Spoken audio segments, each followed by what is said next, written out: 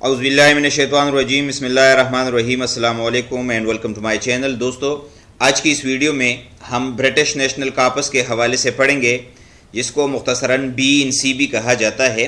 سب سے پہلے میں آپ کو یہ بتاتا چلوں کہ کارپس لنگوسٹکس کے حوالے سے میں نے اور بھی ویڈیوز بنائی ہوئی ہیں۔ اگر آپ نے وہ ویڈیوز ابھی تک نہیں دیکھی تو وہ بھی دیکھ لے تاکہ آپ کو اس ویڈیو کی اچھی طرح سمجھ آ جائیں۔ جیسا کہ ہم جانتے ہیں کہ کارپس کیا ہے؟ A corpus is a collection of written or spoken text stored on a computer، یعنی اس کو کمپیوٹر پر سٹور کیا جاتا ہے اور یہ ریٹن اور اسپوکن ٹیکسٹ کا ایک کلیکشن ہوتا ہے۔ اچھا، آپ نے یہ بات یاد رکھنی ہے کہ کارپس کو ہمیشہ کسی خاص مقصد کے لیے ڈیولپ کیا جاتا ہے۔ ابھی تک مختلف مقاصد کے لیے مختلف کارپورا کو ڈیولپ کیا گیا ہے۔ ان تمام میں ایک کا نام ہے BNC یا British National Corpus. British National Corpus میں کیا ہے؟ It is 100 million collection of samples of written and spoken language from a wide range of sources. یہ تمام سیمپلز دونوں اسپوکن اور ریٹن حالت میں مختلف سورسز سے اکٹھے کیے گئے ہیں۔ ان سورسز میں فکشن ہے، نیوز پیپرز، لیٹرز، کنورسیشنز اور اکیڈمک جیسے میٹیریلز شامل ہیں۔ This corpus represents the British English from the later part of the 20th century۔ اس کارپس میں 90% جو ہے وہ ریٹن ٹیکسٹ ہے، جبکہ 10% اسپوکن ٹیکسٹ شامل ہے۔ اب ہم اس کے کریکٹرسٹکس کے حوالے سے پڑھتے ہیں کہ what are the characteristics of BNC۔ تو BNC کے کچھ کریکٹرسٹکس ہیں، وہ یہ ہیں۔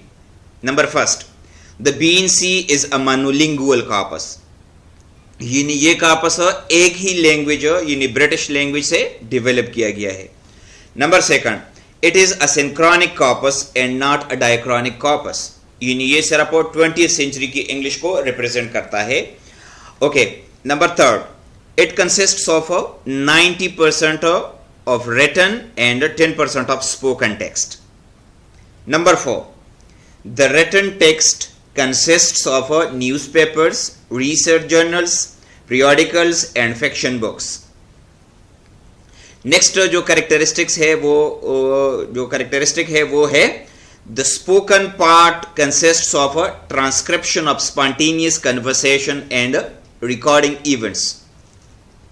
نمبر سکسth characteristic ہے it has two subcorpora، that is BNC baby and BNC samples۔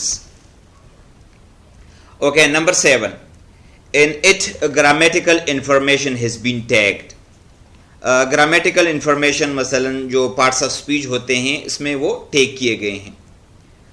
number 8، BNC is widely available for users، یعنی ہر کوئی اس کو استعمال کر سکتا ہے۔ نیکسٹ جو کریکٹرسٹکس ہے وہ ہے number 9، it includes different styles and varieties and is not limited to any specific field or genre۔